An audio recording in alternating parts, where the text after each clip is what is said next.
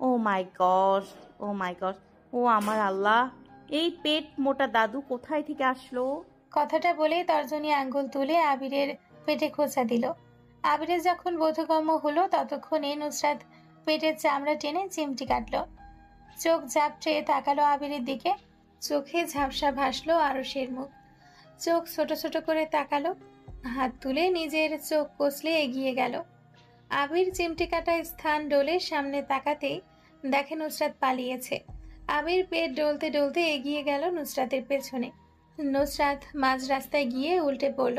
একে তো মাথা, তার মধ্যে আবার পায়ে পেন্সিল হিল। আবির দৌড়ে গিয়ে টেনে ধরল নুসরাতের হাত। নুসরাতের দু হাতের নিচে হাত ঢুকিয়ে তুলতে নিবে আরশ দূর থেকে গলা ফাটিয়ে চিৎকার করে উঠল। এই এই একদম ধরবি না, ছাড় আমার বউকে। আবির শুনল না, নুসরাতকে টেনে তুলল। ঝুঁকে পা থেকে জুতো খুলতে নিবে এমন সময় আরশ এসে ধাক্কা দিয়ে সরিয়ে দিল। আবিরের শার্টের কলার চেপে ধরল আরশ। হাত মুঠ করে নাক বরাবর ঘুষি মারল। এক ঘুষিতে আবিরের নাক দিয়ে রক্ত বের হয়ে গেল। আবির পাল্টা বার করলো না, আরশের দিকে তাকিয়ে তাচ্ছিল্য করে হাসল। নুসরাত ওদের থেকে 2 হাত দূরে দাঁড়িয়ে পা হাত তুলে বক্সিং করার মতো করছে। আবিরকে হাসতে দেখে বিরক্ত হলো। ফাইটিংটা তো জমছে না। এই ছেলে ওই সুঠাম দেহের ছেলেকে মারছে না কেন? উফ, দাঁড়িয়ে দাঁড়িয়ে দেখছে কেন? নুসরাতের তর সইল না। আবিরের নাম মনে করার চেষ্টা করলো, কিন্তু মনে পড়ল না। মাথায় চাপ দিয়ে তর্জনী আঙ্গুল ঠোঁটে চেপে ভাবলো, না, মনে পড়ছে না। কি যেন নাম ছিল? নুসরাত নাম মনে করতে না পেরে নিজেই একটা নাম দিয়ে দিল। এই রোগা পাতলা, তুই ওকে ঠুস ঠুস করে পেটে দিতে পারছো না? হা করে তাকিয়ে থেকে মার গেলছো কেন? আবির হা হয়ে তাকিয়ে থাকলো। তাকে রোগা পাতলা বানিয়ে দিল। আরশ আবিরের কলা ছেড়ে দিয়ে ঠোঁট চেপে হেসে উঠল। আরশের হাসি বেশিক্ষণ স্থায়ী হলো না। নুসরাত নাক ফুলিয়ে বলল, দাঁড়াও, আমি তোমার বদলে ঘুষি মেরে ওর নাক ফাটিয়ে দিচ্ছি। নুসরাত নিজের পরনের হুডি টেনে মাথায় তুলল। হুডির হাত গুটিয়ে হাত মুঠ করে আরশের দিকে এগিয়ে আসলো। আবিরকে এক প্রকার ঠেলে সামনে থেকে সরিয়ে দিল। আরশের সামনে গিয়ে দাঁড়ালো কোমরে হাত রেখে। ঝাপসা চোখে কিছুক্ষণ তাকিয়ে থেকে চেনার চেষ্টা করলো, কিন্তু মুখটা ঠিক চিনতে পারল না। আরশের মুখের দিকে চোখ ছোট ছোট করে এগিয়ে গেল। আরশের মুখ থেকে 2 ইঞ্চি দূরত্বে দাঁড়িয়ে এক দৃষ্টিতে তাকিয়ে রইল। আরশও তাকালো চোখ ছোট ছোট করে। বুঝতে চাইল নুসরাতের মাথায় চলছেটা কি। বোঝার আগে নুসরাত হাত পেছন থেকে এনে আরশের নাক বরাবর মেরে দিল। আরশ হতভম্ব হয়ে তাকিয়ে রইল। আবির শব্দ করে হেসে উঠল। হা হা করে হাসতে হাসতে পেট চেপে রাস্তার ধারে বসে গেল। আরশ এখনো একইভাবে তাকিয়ে আছে। নুসরাত মুখ চোখ হাত দিয়ে কষলে আবার আরশের দিকে তাকালো। চোখের সামনে দৈত্যের মতো বড় এক লোক ভেসে উঠল, যার নাকের ডগা লাল হয়ে আছে। নুসরাত হাসলো হা হা করে। আরশের নাক চেপে ধরলো হাতে তালু দিয়ে। এই দৈত্যের নাকে এরকম লাল জোকারের মতো কি লাগানো? কি বিশ্রী লাগছে, নাক থেকে ওটা খুলো। নুসরাত নাক টেনে খুলতে চাইল, খুলতে পারল না। রাগে আরশের নাক ছেড়ে দিয়ে এক পায়ে জুতো ছুঁড়ে ফেলল দূরে। আরেক পায়ে জুতো না খুলেই খোঁড়াতে খোঁড়াতে চলে গেল সামনের দিকে। আবির দৌড়ে যেতে চাইল। আরশ পেছন থেকে আবিরের কাঁধের কাছে শার্ট মুঠো করে ধরে রাখলো। গম্ভীর গলায় বলল, আমি আমার বউকে সামলাতে পারবো, তোমার এই বিষয়ে ইন্টারফেয়ার না করলেই ভালো। আরশ আবিরের কাঁধ ছেড়ে দিয়ে দৌড়ে চলে গেল সামনের দিকে। আবির শ্বাস ফেলে রাস্তার ধারে বসে গেল। নুসরাত রাস্তার মাঝখানে দাঁড়িয়ে তর্জনী আঙ্গুল তুলে রাস্তা মাপছে, কোন রাস্তা দিয়ে যাবে। একবার ডান পাশে আঙ্গুল নিয়ে বলছে এদিকে, একবার বাম দিকে আঙ্গুল নিয়ে বলছে এদিকে। রাস্তা ঠিক করতে না পেরে মাটিতে বসে পড়ল। আরশ নুসরাতের পাশে এসে দাঁড়ালো। দৌড়ে আসায় হাঁপিয়ে গিয়েছে। আরশ হাঁটুতে হাত ভর দিয়ে শ্বাস ফেলতে লাগলো। নুসরাত আবারও উঠে দাঁড়ালো। এক পায়ে জুতো থাকায় খুঁড়িয়ে হাঁটছে। আরশ নুসরাতের হাত চেপে ধরল। নুসরাত ঢুলু ঢুলু হয়ে চেয়ে আবারও সামনে যাওয়ার জন্য তৎপর হলো। আরশ নুসরাতের হাত চেপে ধরে নিচে বসলো। নুসরাতের পা থেকে আলগোছে পেন্সিল হিল খুলে নিয়ে রাস্তার পাশে রাখলো। নুসরাত মোচড়ামুচড়ি করলো হাত ছাড়িয়ে সামনে যাওয়ার জন্য। আরশ ছাড়ল না। জুতো নুসরাতের হাতে দিয়ে নুসরাতকে কাঁধে তুলে নিল। নুসরাত খুশিতে বাকবাকুম হয়ে হাহা করে হাসলো। আরশের গলা চেপে ধরে 2 পা দিয়ে পেট চেপে ধরল। আরশের ঘাড়ে মাথা রেখে হিহি করে হেসে বলল, আমরা কি এখন আকাশে উড়বো? হ্যাঁ, তাহলে বিমান কোথায়? আসছে। বিমান এসে আকাশে এখনো ল্যান্ড করেনি। না। বিমান না আসলে তো আমরা দুজন পড়ে যাব। হুম। নুসরাত ধুমধুম করে আরশের মাথার মধ্যে কপাল দিয়ে মারল। আরশ তো ব্যথা পেল না, উল্টো নিজে ব্যথা পেল। আরশের টি শার্টের মধ্যে নুসরাত নিজের মাথা ডলতে লাগলো ব্যথা পাওয়ার জন্য। নাক টেনে কেঁদে উঠল হাউমাউ করে। আরশকে চুপচাপ হাঁটতে দেখে রাগে আরশের ঘাড়ে দাঁত বসিয়ে কামড় মারল। আরশ নড়ল না, দাঁতে দাঁত চেপে সামনে এগিয়ে গেল। নুসরাত আবারও একই জায়গায় দাঁত চেপে বসল। বিড়বিড় করে বলল, কিটক্যাট, আমার কিটক্যাট। তারপর আবারও ধুমধুম করে আরশের মাথায় মারল। পা দিয়ে আরেকটু শক্ত করে পেট চেপে ধরে চোখ বুজে মাথা এলিয়ে দিল আরশের ঘাড়ে। কিছুক্ষণ পর পর একবার কাঁদলো, আরেকবার হাসলো, আরেকবার আরশকে মাথা দিয়ে মারলো। আরশ শুধু মুখ বুজে সহ্য করে এগিয়ে গেল সামনের দিকে। ঠোঁট কামড়ে নিজেকে সামলালো। এই মেয়ে তাকে উস্কানি দিচ্ছে, যেদিন ধরবে সেদিন ছাড়বে না সে। শুধু আসলে সব নিবে, সব। পরের দিন সকালবেলা নুসরাত ঘুম থেকে উঠে ঘুমে ঢুলু ঢুলু হয়ে রুম থেকে বের হলো। চোখের সাদা রঙের অংশ লাল হয়ে আছে। খিদের জন্য পেট চুচু করছে, পেটে হাত বোলালো। গায়ে নাক স্পর্শ করতেই ঘামের গন্ধে পেট ঠেলে বমি আসলো। নুসরাত নাক মুখ উল্টে আবার রুমের ভেতরে আসলো। নিজের শরীরের গন্ধে মনে হলো নিজেরই বমি চলে আসবে। চোখ মুখ উল্টে ওয়াশরুমে ঢুকলো। ওয়াশরুম থেকে বের হলো একদম গোসল নিয়ে, পরনে বাথরোব। বাথরোবের ওপর থেকে নাক টেনে শ্বাস নিল। হ্যাঁ, এবার ঠিক আছে। কাপড় পরে প্যান্টের বেল্ট লাগাবে এমন সময় নুসরাতের মোবাইলে কল আসলো। নুসরাত অলস চোখে তাকালো ফোনের দিকে। আরাম করে হেঁটে এগিয়ে গেল বিছানার দিকে। ফোন হাতে নিয়ে কিছুক্ষণ তাকিয়ে রইল। ফোন কাটার শেষ মুহূর্তে ফোন কানে চেপে হ্যালো বলল। ওপাশ থেকে তাড়া দিয়ে বললেন নাজমিন বেগম নাস্তা করার কথা। নুসরাত আচ্ছা বলে ফোন রাখলো। বারান্দার দিকে তাকাতেই চোখ ছানা বড়া হয়ে গেল। দরজার সামনে টানা পর্দার জন্য আরশের বাহিরে দাঁড়িয়ে থাকার অবয়ব দেখা যাচ্ছে। নুসরাত পর্দা সরাতেই দেখলো তার দিকে পিঠ দিয়ে দাঁড়িয়ে আছে। পকেটে অগোছালো ভঙ্গিতে কিছু খুঁজে চলেছে। হাত থরথর করে কাঁপছে। পকেট হাতড়ে চুইংগাম বের করে তাড়াতাড়ি প্যাকেট খুলে মুখে ঢুকালো। ঠোঁট চেপে সামনের দিকে তাকিয়ে কপালে হাত চেপে ধরল। নুসরাত আরশের এমন অস্বাভাবিক আচরণের মানে খুঁজে পেল না। পর্দার বাহিরের দিকে মাথা দিয়ে বলল, এমন অস্বাভাবিক আচরণ করার মানে কি? আরশ কেঁপে উঠল। নুসরাতের দিকে চোখ তুলে চাইল না। অগোছালো চোখে আশেপাশে তাকিয়ে বলল, কিছু না। নুসরাত কপালে ভাঁজ ফেল। আরশকে টেনে নিজের দিকে ফিরিয়ে আনলো। আরশ নুসরাতের দিকে না তাকিয়ে সামনের দিকে চোখ রাখলো। নুসরাত দু হাতের মধ্যে আরশের মুখ চেপে ধরল। হাতের চাপে পুরুষালী গাল আর ঠোঁট ফুলে উঠল। আরশ তাকালো না সামনের দিকে, চোখ স্থির রাখলো সামনে জনমানবহীন জায়গার দিকে। কি হয়েছে? পর্দার এখানে দাঁড়িয়ে কি করছিলেন? কিছু করছিলাম না। কিছু তো করেছেন, না হলে এমন অস্বাভাবিক আচরণের মানে কি? নুসরাত ভ্রু কুঁচকাল। তারপরের সেকেন্ডে ঠোঁট বাঁকিয়ে হেসে উঠল, মাথা নাড়িয়ে বলল, ও বুঝেছি, আপনি এখানে দাঁড়িয়ে আমাকে স্টক করছিলেন। তেমন কিছু করিনি। নুসরাত চোখ ছোট ছোট করে হাসলো। আরশের কাঁধে থাপড় মেরে বলল, আপনি আমাকে গাধা পেয়েছেন? এখানে দাঁড়িয়ে যে আমার কাপড় চেঞ্জ করা দেখছিলেন তা কি আমি জানি না? মনে করছেন আমাকে কানা পেয়েছেন? আরশ নুসরাতের কথার উত্তর দিল না। নিজের অস্থিরতা লুকিয়ে রুমের ভেতরে আসলো। নুসরাত বকবক করতে করতে আরশের পেছন পেছন আসলো। আরশ নুসরাতের কোনো কথার উত্তর দিল না। পকেটে হাত ঢুকিয়ে এগিয়ে গেল। ছে, আমি একজন পারভার্টের সাথে সংসার করছি যে বউয়ের কাপড় চেঞ্জ করা লুকিয়ে রাখে। লজ্জা আমার মাথা কাটা যাচ্ছে। দেখতে চাইলে সরাসরি দেখবেন, এভাবে লুকিয়ে দেখে নিজেকে চোর প্রমাণ করার মানে আছে? ভালো মানুষ হয়ে যান, এখনো সময় আছে। আরশ কথা না বলে পা চালিয়ে এগিয়ে গেল ডাইনিং হলের দিকে। নুসরাত আবল তাবল বকতে বকতে যেতে লাগলো আরশের পেছন পেছন। নুসরাতের এসব লিমিটলেস কথা শুনে আরশের লজ্জায় গাল লাল হয়ে গেল। আজ দুই টেবিল একসাথে করে ফ্যামিলির সবাই বসেছে। আরশ খাবার খাওয়ার মাঝখানে হিলাল সাহেবের দৃষ্টি আকর্ষণ করলো। পাপা, আগামীকাল আমার একটা বিজনেস মিটিং আছে। ক্যান্সেল করে দাও। ক্যান্সেল করা সম্ভব না। ডেট পেছনে নাও। আগামীকাল করা জরুরি, তাই আজই আমি রওনা দিয়ে দিব সিলেটের উদ্দেশ্যে। ক্যান্সেল করে দাও। এটা করলে বিজনেসে লস হবে। হলে হোক, ক্যান্সেল করে দাও। করা সম্ভব না।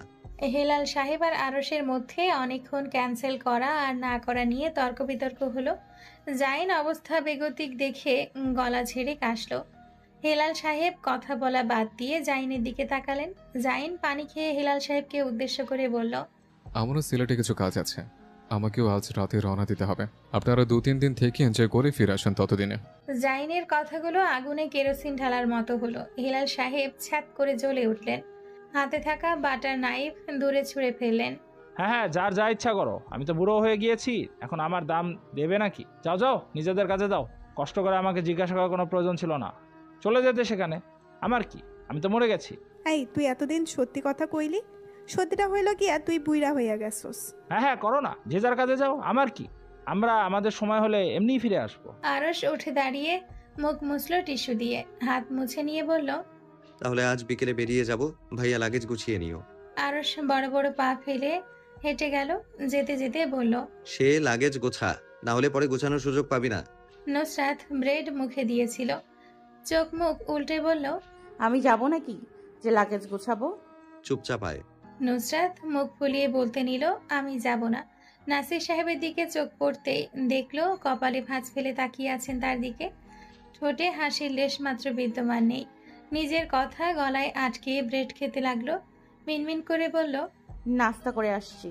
সকলের কাছ থেকে বিদায় নিয়ে বেরিয়ে পড়ল বাড়ির উদ্দেশ্যে। এখান থেকে চট্টগ্রাম বিমানবন্দরে যাবে, সেখান থেকে ফ্লাইটে যাবে সিলেট। 1 ঘন্টা 15 মিনিট পার হওয়ার পর ফ্লাইট এসে ল্যান্ড করলো সিলেটে। তখন চারিদিকে মাগরিবের আজানের প্রতিধ্বনি। নিজ নিজ লাগেজ নিয়ে সকল প্রসেস শেষ করে বেরিয়ে আসলো। তারপর বাড়ির উদ্দেশ্যে রওনা দিল।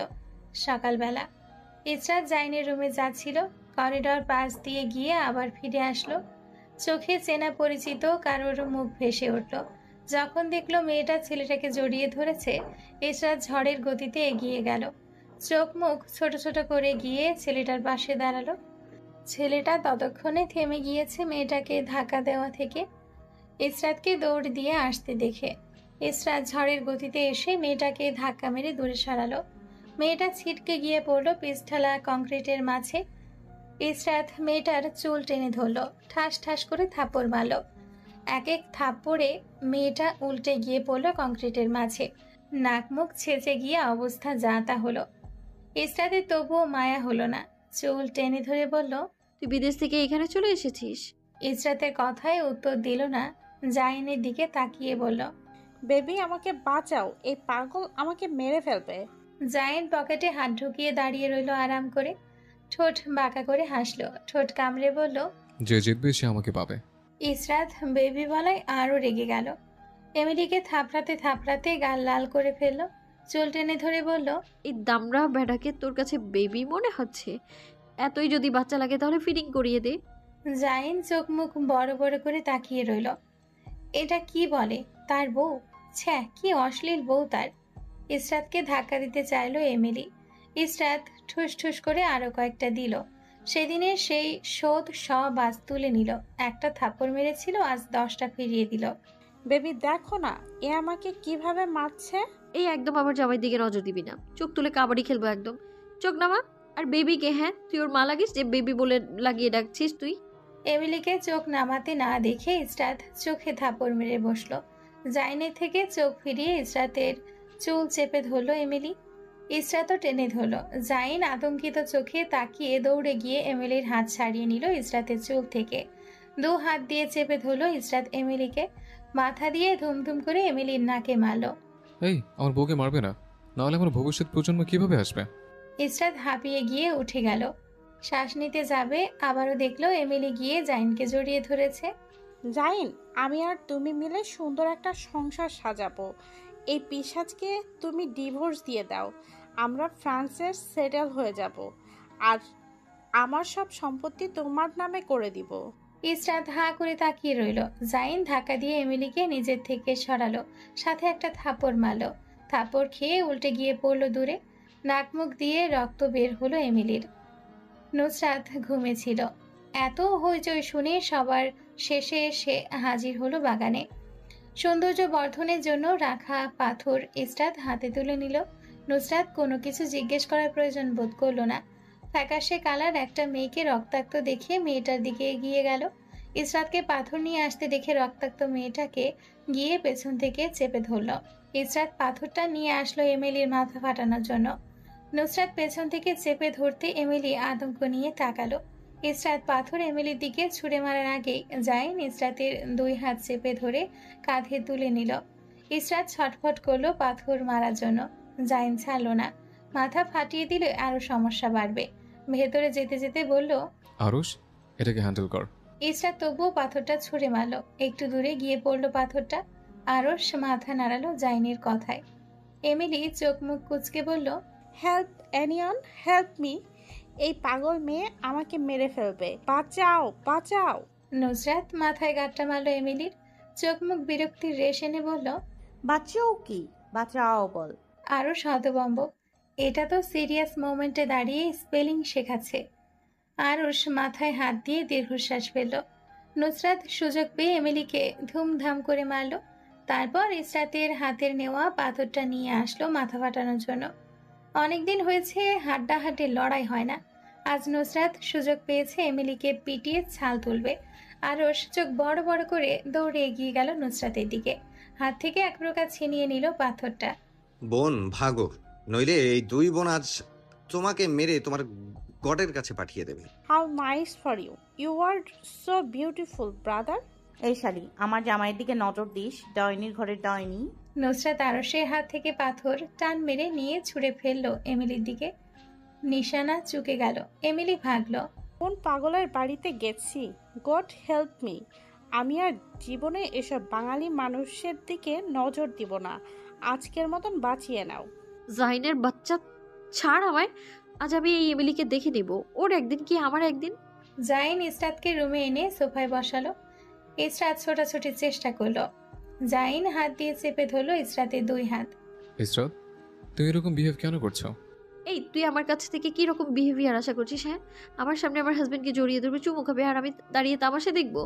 চুমু খায়নি। ইসরাত হাত ছাড়িয়ে নিয়ে জাইনের কলার টেনে ধরে নিজের দিকে নিয়ে আসলো। তুই চাচ্ছিস ও তোকে চুমু খাবে? Listen mister Zain, it's your mistake.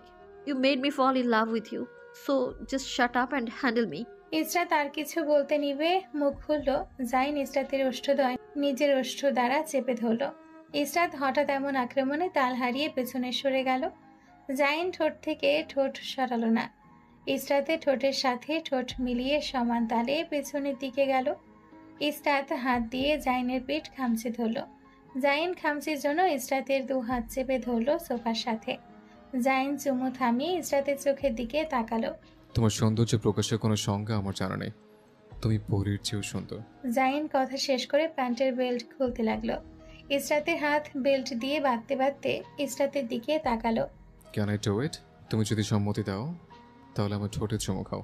Israt মাথা নামিয়ে চুমু খেলো। জাইন নিজের উত্তর পেয়ে গিয়ে ইসরাতের কাছে এগিয়ে গেল। আবারও ঠোঁটে ঠোঁট মিলিয়ে নিল। শরীরের ভাঁজে একত্রিত হলো 2 নারী দেহ ও পুরুষ দেহ। ইসরাত ফিসফিস করে বলল, বিছানায় চলুন। অতটুকু যাওয়ার সাধ্য নেই বউ। ইসরাত লজ্জায় অন্যদিকে তাকাতে নিবে জাইন ইসরাতের কানে বিড়বিড় করে বলল, focus on this, hold my shirt babe. Israt জাইনের শার্ট চেপে ধরলো। জাইনের কানে ফিসফিস করে বলল, আমার শ্বাস বন্ধ হয়ে আসছে, ছাড়ুন। জাইন ঠোঁট ছাড়লো না, আরো শক্ত করে চেপে ধরলো আঙ্গুলের সাহায্যে। কিছুক্ষণ পর জাইনের চাপা গোঙানির স্বর আসলো ইসরাতের কানে। জাইন ফিসফিস করে বলল, you are about to end today. Israt রাগান্বিত গলায় বলল, ফাক ইউ। এটা তুমি বলছো কেন? এটা আমি বলবো। Shut up. জাইন হেসে উঠল। ইসরাত জাইনের পিঠে মারতে চাইল, কিন্তু হাত বাঁধা থাকার জন্য মারতে পারল না। 1 মাস পরের কথা। প্রকৃতিতে আজ স্নিগ্ধ বাতাস বইছে। চারিদিকে মাতাল করা পরিবেশ। সবাই রমজানের বাজার করতে ব্যস্ত। আজ রাতে সেহরি করার পর আগামীকাল থেকে রোজা। রোজা উপলক্ষে সৈয়দ বাড়িতে এক প্রকার হইহুল্লো শুরু হয়েছে। পরিবারের 4 কর্তা মিলে বাজারে গিয়েছেন বাজার করতে। তাদের সাথে যোগ দিয়েছেন ইরহাম, জায়ান, জাইন আর আরশ। দল দল বেঁধে সৈয়দ বাড়ির সবাই বাজারে হাজির।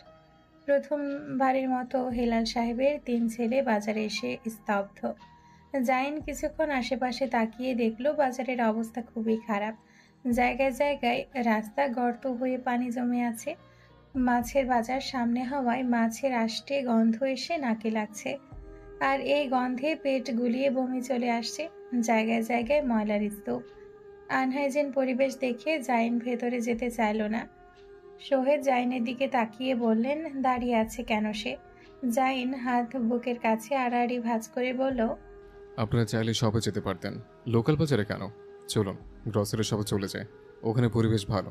জাইনের কথায় হেলাল সাহেব তির্যক নয়নে তাকালেন, গলার স্বর উঁচু করে বললেন, এটা ফ্রান্স নয় যে গ্রোসারি শপে ফ্রেশ জিনিস পাবে, এটা বাংলাদেশ। এখানে লোকাল বাজার থেকে ফ্রেশ খাবার দেখে নিতে হয়। আরশ গম্ভীর গলায় ছোট্ট করে উত্তর করল। আমার জানা মতে বাংলাদেশের সব খাবারই ফরমালিন ব্যবহার করা হয়। জায়ান আরশের কথা নিজের কথা দিয়ে জোড়াতালি দিয়ে পুরো কথা পূর্ণ করল। মাছ, সবজি, মুরগি, গরুর গোস্ত সব কিছুতেই তো ফরমালিন ব্যবহার করা হয়। তাহলে এখানে আপনি কিভাবে ফরমালিনযুক্ত খাবার খাবেন? তাহলে তোমরা 3 ভাই মিলে একটা ফার্ম দিয়ে দাও, যেখানে ফরমালিন মুক্ত গোস্ত পাওয়া যাবে, সাথে চাষ করে ফেলো। হেলাল সাহেবের বিদ্রুপমূলক কথা শুনে 3 ভাই জল ঝুলিয়ে দাঁড়িয়ে রইল। সোহেব হেলাল সাহেবকে বোঝানো স্বরে বললেন, ধীরে কথা বলতে। হেলাল সাহেব চোখ রাঙানি দিলেন সোহেবকে। হেলাল সাহেবের চোখ রাঙানি খেয়ে সোহেব আর কোনো কথা বললেন না। বড় বড় পা ফেলে এগিয়ে গেলেন সবজি বাজারের দিকে।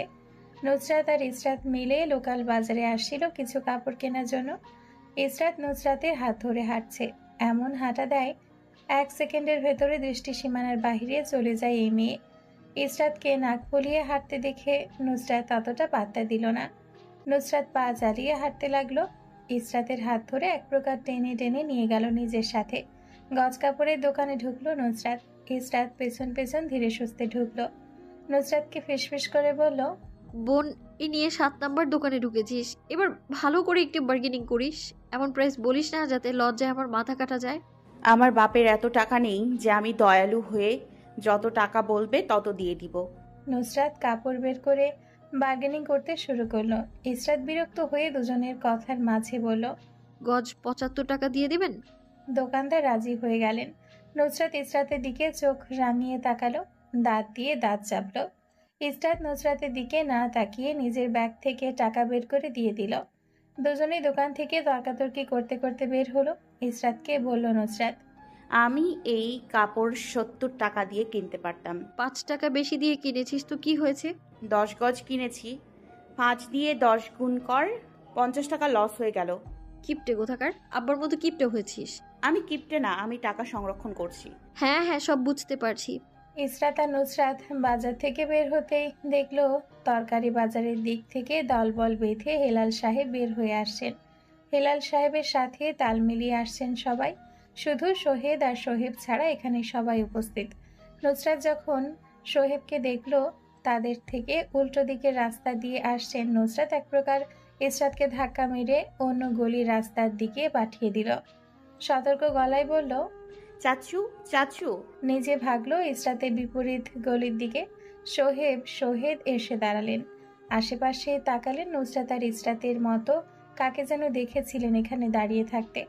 আশেপাশে তাকিয়ে কাউকে না পেয়ে সোহেদ মনে করলেন মনের ভুল, তাই গলার আওয়াজ বাড়িয়ে ভাইকে সামনের দিকে ডেকে সামনের দিকে চলে গেলেন। নুসরাত বের হলো উনি যেতেই। ইসরাতকে গিয়ে দেখলো কাচুমাচু হয়ে এক পাশে দাঁড়িয়ে থাকতে। নুসরাতকে দেখে ধমকে উঠল, বলেছিলাম না মলে চল, এবার ধরা খেলে কি হতো? আব্বু দেখলে তো এখানেই থাপড়ে লাল করে ফেলতো। নুসরাত কথা বলল না, কপালে ভাঁজ ফেলে বড় বড় পা ফেলে এগিয়ে গেল। নুসরাতের হাতে হঠাৎ টান পড়তে নুসরাত চোখ ছোট ছোট করে পেছনে তাকালো। ইসরাত অসহায় চোখে তাকিয়ে বলল, বাড়িতে চলে যাই চল, আব্বু দেখলে মার খাবো। আয়, আমি আছি, সামলে নিব, কিছু হবে না। কিছু হলে দায়ভার আমার। আমার সাথে এসেছিস, যা হবে তার দায়ভার আমার, ওকে? ইসরাত তবুও নড়তে চাইল না। নুসরাত ইসরাতের হাত টেনে নিয়ে গেল। গলি থেকে বের হতে সোহেবের মুখোমুখি হলো। সোহেব আর তারা বিপরীত রাস্তা, ওদের মধ্যে শুধু রাস্তার ডিস্টেন্স। সোহেব রাস্তার ধারে দাঁড়িয়ে কমলা কিনছেন। নুসরাত ইসরাতকে নিয়ে টেনে দোকানের ভেতর দিয়ে ঢুকে মেইন বাজারে বের হলো। হেঁটে হেঁটে যেতেই দেখলো নাসির সাহেব কোমরে হাত দিয়ে দাঁড়িয়ে কারোর সাথে কথা বলছেন। নুসরাত উল্টো পথ ধরতে গিয়ে সামনাসামনি হলো জাইন, ইরহাম আর আরশের। দুজনের হাতে বাজারের ব্যাগ। ঘেমে নিয়ে কাপড় জবজবে হয়ে গিয়েছে, চোখে মুখে ক্লান্তির ছাপ ভেসে উঠছে। নুসরাতের মুখ দিয়ে বেরিয়ে এলো অস্বাভাবিক বিরক্তির স্বর। জাইনের সাথে ইসরাতের চোখাচোখি হতে জাইন ভ্রু উচালো। ইসরাত মাথা নাড়িয়ে কিছু না বলে মাথা নাড়ল। নুসরাত বুকে আড়াআড়ি হাত বেঁধে দীর্ঘশ্বাস ফেল। পুরো বাড়ি শুদ্ধ মানুষ নিয়ে আসছে বাজারে, সব দিকে ছড়িয়ে ছিটিয়ে বাজার করছে। একেবারে হয়ে গেল রোজার বাজার, তার সাথে নুসরাতেরও ভর্তা। কি ভাগ্য, দুজনের কাছ থেকে বেঁচে এসে এদের কাছে ধরা খেতে হলো। আরশ চোখ ছোট ছোট করে তাকিয়ে থাকলো। নুসরাত বোরকার সাথে হিজাব পরেছে। হিজাব পরার কারণে শ্যামলা মুখটা আলগোছে বের হয়ে আছে হিজাবের ওপর। মুখে প্রসাধনী ছোঁয়া নেই। বাজারে হাঁটার জন্য মুখ লাল হয়ে গিয়েছে। আরশ পর্যবেক্ষণ করা শেষ করে তাকিয়ে রইল গম্ভীর চোখে। জাইন বড় বড় পা ফেলে এগিয়ে গেল। ইসরাতের শোনার মতো করে বলল, আমার পারমিশন না নিয়ে আসছো, বাড়ি আসো, পানিশমেন্ট পাবে। আরশও মুখ গম্ভীর করে পা বাড়ালো সামনের দিকে। নুসরাতের পাশ ঘেঁষে যাওয়ার সময় বলল, বাড়ি আয়, তোর ব্যবস্থা নিচ্ছি। কাকে জিজ্ঞেস করে তুই লোকাল বাজারে আসছিস? নুসরাতের কোনো নড়চড় নেই, দেখে মনে হলো জড়বস্তু হয়ে গিয়েছে। ইসরাত নুসরাতকে টেনে নিয়ে গেল। আর কাপড় কেনার দরকার নেই, বাড়ি চল। নুসরাত বাড়িতে পৌঁছানোর পর দেখলো বাড়ির পরিবেশ থমথমে। সবার ড্রয়িং রুমে পায়ের ওপর পা তুলে গম্ভীর মুখ করে বসে আছে। ইসরাত ভয়ে ভয়ে ঢোক গেল। নুসরাতের দিকে অসহায় চোখে তাকালো। ইসরাতের বুকের ভেতর ধরাস ধরাস করছে। নুসরাত ইসরাতের তাকানোর মানে বুঝতে পারলো। নিজের মনের ভয় লুকিয়ে ভেতরে প্রবেশ করলো। কারোর দিকে তাকানোর প্রয়োজন না মনে করে বড় বড় পা ফেলে সিঁড়ির দিকে যেতে লাগলো। যেতে পারলো কোথায়? নাসির সাহেব নুসরাতকে পেছন থেকে রাগী গলায় ডেকে উঠলেন। নুসরাত নাসির সাহেবের দিকে ফিরতে ফিরতে ইসরাতের উদ্দেশ্যে গলা নামিয়ে বলল, তুই যা, আমি সামলে নিব। ইসরাত গেল না, ঠাঁই হয়ে দাঁড়িয়ে রইল। ইসরাত নুসরাতের কিছুটা সামনে হওয়ায় নুসরাত টেনে ইসরাতকে নিজের পেছনে নিয়ে গেল। নুসরাত নাসির সাহেবের দিকে চোখ তুলে তাকালো। কোথায় গিয়েছিল ইসরাত? ইসরাত ঠোঁট কামড়ে দাঁড়িয়ে রইল। নুসরাত সোজা হয়ে দাঁড়িয়ে ইসরাতকে নিজের পেছনে দাঁড় করিয়ে ঢাকতে চাইল। আব্বা যা জিজ্ঞেস করার আমাকে জিজ্ঞেস করুন। নাসির সাহেব শানিত চোখে তাকালেন নুসরাতের দিকে। আমি তোমাকে জিজ্ঞেস করছি না, যাকে জিজ্ঞেস করেছি সেই উত্তরটা দেবে। ওকে কেন জিজ্ঞেস করবেন? আমি ওকে নিয়ে গিয়েছি, তাই আমার কাছে আপনি আপনার প্রশ্নের উত্তর পাবেন এবং আমাকে জিজ্ঞেস করবেন। তর্ক করছো আমার সাথে? যা আপনি ভাববেন তাই। দরজার আড়ালে দাঁড়িয়ে কথা শুনছিলেন বাড়ির কর্তীরা। রোহিণী কখন থেকে ধাক্কাচ্ছে নাজমিন বেগমকে সামনে যাওয়ার জন্য। নাজমিন বেগম ফিসফিস করে বললেন, এখন আমি গেলে আরও রাগ চড়ে বসবে। বড় ভাবি আপনি যান, আপনি সামনে গেলে আপনাকে মানবেন উনি। লিপি বেগম এগিয়ে আসলেন বাহিরে, চুপচাপ এক পাশে এসে দাঁড়ালেন। নাসির সাহেব নুসরাতের দিকে তাকিয়ে কপালে ভাঁজ ফেললেন। এক পা এগিয়ে গিয়ে চিৎকার করে বললেন, আমার হাতের থাপ্পড় অনেকদিন পরেনি গালে, তাই এত বেয়াদব হয়েছ। থাপ্পড়ে গাল ফাটিয়ে দেব। কে তোমাকে বলেছে লোকাল বাজারে যেতে? তোমার মা? নুসরাতের গলার আওয়াজ নাসির সাহেবের থেকে আরো উঁচু হলো। সবাই চুপচাপ বসে বাপ মেয়ে তর্ক দেখছেন। আম্মাকে টানবেন না আমাদের মাঝে। আমার প্রয়োজন ছিল তাই আমি গিয়েছি। তোমার কি প্রয়োজন ছিল বলো শুনি। নুসরাত মুখ বন্ধ করে দাঁড়িয়ে রইল। নাসির সাহেব একই প্রশ্ন দুইবার জিজ্ঞেস করলেন, কিন্তু নুসরাত স্থির। সে উত্তর দেওয়ার প্রয়োজন বোধ করল না। আমি শেষবারের মতো তোমাকে জিজ্ঞেস করছি, তোমার কি প্রয়োজন ছিল? উত্তর দিবেন, আমি অন্য ব্যবস্থা নিব। আপনাকে বলতে বাধ্য নই। কথা শেষ হওয়ার আগেই গালি থাপ্পড় বলল পুরো ড্রয়িং রুম কাঁপিয়ে। লিপি বেগম কেঁপে উঠলেন। জাইন বসা থেকে উঠে দাঁড়িয়ে গেল। সে ভাবেনি চাচা থাপ্পড় মেরে বসবেন। সোহেদ আর সোহেব নড়লেন না। আরশ চুপচাপ মাথা নিচু করে বসে রইল। হেলাল সাহেব চিৎকার দিয়ে উঠলেন, নাসির, গাধার মতো আচরণ করছিস কেন? থাপ্পড় মারলি কেন? বুঝিয়ে কথা বলা যায় না? জায়ান গিয়ে নুসরাতকে সরাতে চাইল নুসরাতের জায়গা থেকে। নুসরাত নড়ল না, এক জায়গায় দাঁড়িয়ে রইল রোবটের মতো। হেলাল সাহেবের কথার উত্তর দিলেন নাসির সাহেব তীব্র ক্ষোভ নিয়ে। আমরা বাপ মেয়ের বিষয়ে কেউ কথা না বললেই ভালো। বেয়াদব হয়েছে উনি। দুদিন পর পর থাপ্পড় গালে না পড়লে উনি ঠিক হবেন না। এরপরে নাসির সাহেবের কথার বিপরীতে আর কোনো কথা বললেন না হেলাল সাহেব। মুখ বন্ধ করে সোফায় চুপ করে বসে গেলেন। ইরহাম আরশের কানে কানে বলল, ছোট ভাইয়া, এটা না বললেও আপনি পারতেন। আরশ মাথা নিচের দিকে দিয়ে বসে রইল, চোখ তুলে তাকালো না। আমি কিছু বলিনি, চাচা নিজে দেখেছে ওকে বাজারে। নুসরাতের গালে আরেকটা থাপ্পড় পড়ল। নুসরাত গালে হাত পর্যন্ত দিল না। ব্যথায় টনটন করে উঠল গাল, তবুও মুখ গম্ভীর করে দাঁড়িয়ে রইল। গালে স্পষ্ট 5 আঙ্গুলে দাগ বসে গেছে। নুসরাতের কণ্ঠনালী ঠেলে কান্না আসলো, তবুও কান্নার টেনে আটকালো। নাসির সাহেবের দিকে তাকিয়ে তীব্র ক্ষোভ নিয়ে বললেন, হ্যাঁ হ্যাঁ, আমাকেই মারুন, আর কাউকে পান না তো হাতের কাছে। যে আমাকে পেল ধুম ধুম করে মেরে দিল, যাকে নরম পেলেন আপনারা তার উপর গরম দেখালেন।